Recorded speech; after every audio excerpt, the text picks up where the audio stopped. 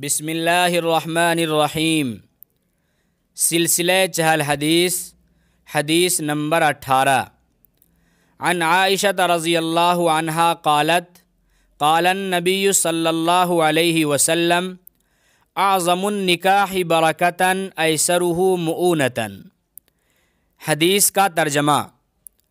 حضرت عائشہ صدیقہ رضی اللہ عنہا سے روایت ہے کہ رسول اللہ صلی اللہ علیہ وسلم نے فرمایا، سب سے بابرکت نکاح وہ ہے جس میں کم سے کم خرچ کیا گیا ہو، یعنی جس کا بوجھ کم سے کم ہو۔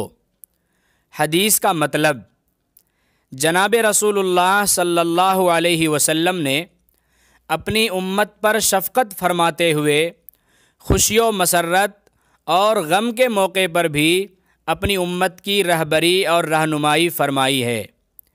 نکاح و شادی ایک فطری اور دینی ضرورت ہے، اسی لیے ایک روایت میں ہے کہ رسول اللہ صلی اللہ علیہ وسلم نے ارشاد فرمایا کہ جس نے نکاح کر لیا اس نے نصف ایمان کی تکمیل کر لی۔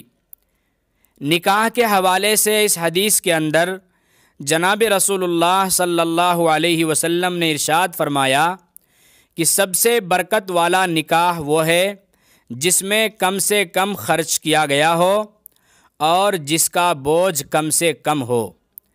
ایسی شادیوں پر اللہ تعالیٰ کی طرف سے بڑی بڑی برکتیں اور رحمتیں نازل ہوتی ہیں۔